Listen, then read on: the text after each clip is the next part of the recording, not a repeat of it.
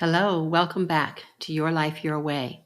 I'm your host, Kathleen McDermott. I hope this day is finding you well and happy and full of joy. And I hope your struggles are not too much. But speaking of struggles, you may have heard in previous shows, you may have heard me talk about the 4 bad seeds.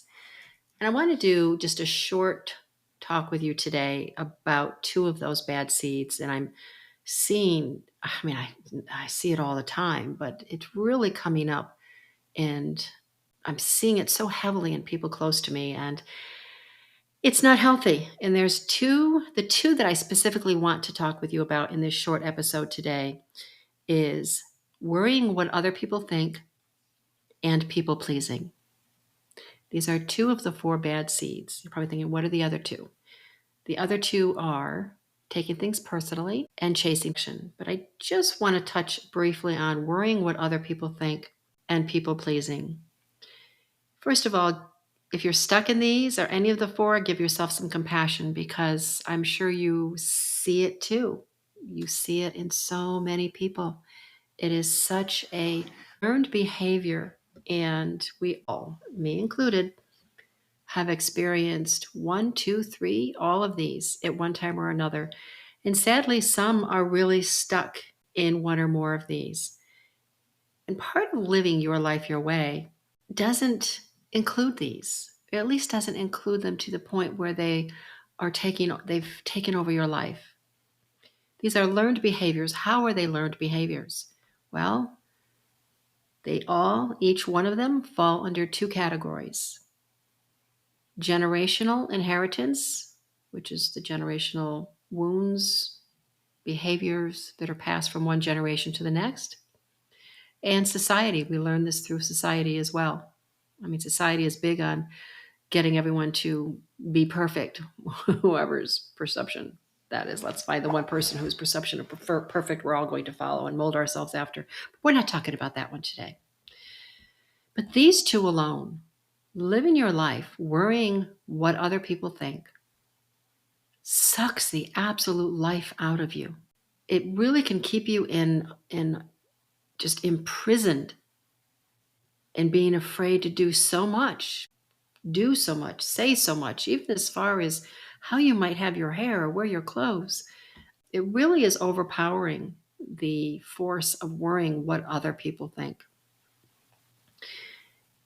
With both of these, people pleasing and worrying what other people think, it's giving your power up. It's giving your power, your life over to other people.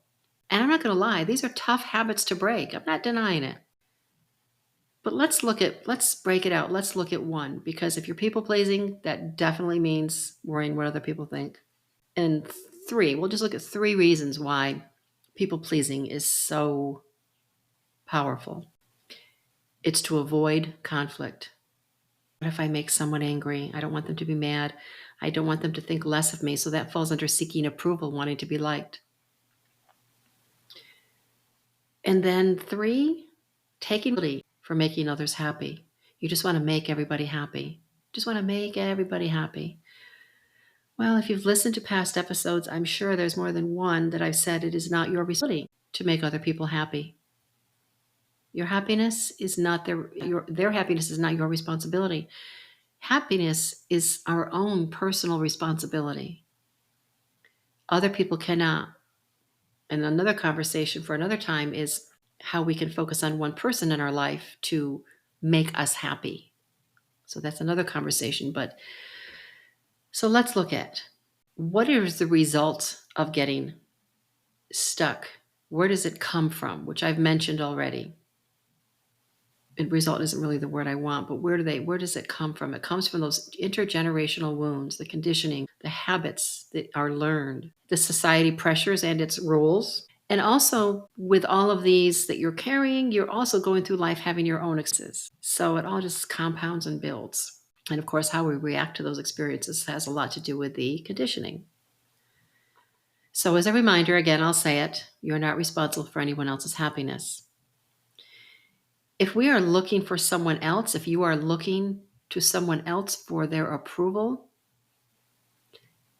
they're looking at life through their own lens, through their own conditioning, life experiences, and society rules that they've been exposed to and taken on. If they haven't approved of themselves, how can you expect them to approve of you? It's not their job to determine your worth, your value, to approve. And I will add, when trying to make someone else happy and it's not responsibility, there is a difference between not being able to do that, but that you can add joy to another person's life. That's different. You've heard of enabling. People pleasing falls under enabling. If you are doing so much to help someone else, and yet the things that you're doing are things that they can and ought to be doing themselves, that means you're enabling them from finding their own way, their way, which means they have to work through their own fears, their own insecurities, their own conditioning to move through their journey of their life. So if we look at it as, okay, I'm enabling them. So what you're doing is if you stop enabling, you're freeing them. You're freeing them and yourself. Now, if they get angry and upset, that's because they're scared. And everything they have going on inside them, that's where it's coming from. It's not about you. And you both, whoever it is that you're focused on and helping and serving and trying to, make their happiness your priority, you both deserve compassion. You both deserve compassion because you're both just trying to find your way. And they're struggling too. They're struggling with their own conditioning. They're dealing with their own insecurities, fears, and expectations. So we all deserve a little compassion. And remember, if you're always there to pick up the pieces or do for them, they're not learning to do for themselves. And as far as the conflict avoidance, if someone is reacting to you in a manner that's uncomfortable, it doesn't really matter that it's coming from their fears and insecurities, etc. If it's something that is absolutely uncomfortable, you can remove yourself from that situation. You can walk away. Now, I know that that's not always easy if it's someone that's, family related, but just because someone is family doesn't mean they have the right to put you in a conflict or an uncomfortable position. And whether you walk away temporarily or permanently, sometimes that is necessary. That's a necessary choice. But that's a deeper issue and situation that's really I'm not getting into in this conversation, but it's just something for you to know that you do have the right to move away. And I know it's not easy either. It's not, but you do have the right to protect yourself. So ultimately, with people pleasing and worrying what other people think, turn the thought around. I know it's not easy, but try to turn the thought around of you're freeing them to find their own way in their life, and you're freeing yourself. And that's a huge act of kindness and love for both of you. And picture this. If you're worrying what other people think, that is such an easy way to continue to build the wall around yourself. When you're worried about conflict, when you're worried about getting approval, you're putting yourself in a type of prison. And setting boundaries is a way for you to free yourself. Set boundaries so that you can protect yourself, but you can also love and honor yourself with those boundaries. And let's face it, there will be those that won't like your boundaries, but love yourself enough to set them. And setting boundaries, you can begin to remove the bricks, which we can talk about more in depth at another session, another podcast. But think boundaries, not brick walls, not prisons, not limiting yourself, not missing out on your own life. The other two, chasing perfection and taking things personally, for another day. I know I've talked about these before, and I'm going to continue to talk about them because they are such a huge part of the generational influences, conditioning, the habits, and they are so unhealthy. Not only are these conditioning, these habits, these things that you've learned and that you think you have to live by, not only are they affecting you internally, they're affecting your health, they affect your physical mental, emotional, spiritual health, but they also affect your relationships. They can affect your work. And I'll say it loudly, scream it. If you have children, moms, it will affect your children. And you risk passing these same habits off to them. You have a risk of continuing the generational cycle. And I'm not saying that to be disrespectful, to be mean. It's the truth. I am a mom. I know. Whenever you can begin to take the step to see that you are also a victim of this condition. I don't like that word, but we're going to use it right this minute, of conditioning. Because once you see it, and I was just sharing this with someone, I said, when I finally realized it, I didn't stay in a victim thought process. I wasn't in, it actually released me from that thought process. And it allowed me to give myself compassion, but also it allowed me to give the generations before me, which includes my parents, my grandparents, etc., compassion too. Because it wasn't their fault. It's what they knew. It's what they were conditioned with. It's a vicious cycle.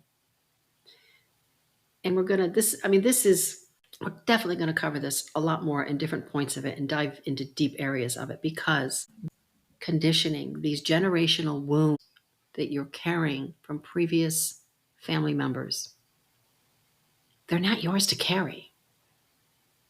And they just keep getting passed on. They're not healthy. You have an opportunity to break the cycle. Become a cycle breaker. It's not easy, but it is so worth it, and it is so freeing. So I promised this was going to be a short episode today. I'm happy to be back. I have been going through a severe allergy season. I thought I avoided it and then traveled and picked it up somewhere else. So next year I'm going to plan a little differently, but I'm glad to be back, and I really am excited. I have some fantastic guests coming up in June, and I will be sharing a couple of additional episodes to tag on to this one in the next few days, and last couple of weeks of May. And as always, I thank you so much for being a part of the Your Life, Your Way community. If you're not living life on your terms, please ask yourself why. If it's a conversation you would love to have, please reach out to me at kmyourlifeyourway@gmail.com. If you think you know someone who may find this episode helpful, please feel free to share it with them. My whole mission and purpose with this podcast is to touch as many women as possible to help them find their way. And that's not just through my voice, but also through the voice of my guests. So thank you so much. If you can find it in your heart to leave a review and some stars, I would greatly appreciate it. It does help the podcast grow. And as the podcast grows, we can reach more people and help and serve more people. So thank you again. If you have any questions, comments, you'd like to have a conversation, please reach me again at kmyourlifeyourway@gmail.com. Thank you. I wish you a whole lot of peace, a whole lot of joy, and many, many blessings. Thank you.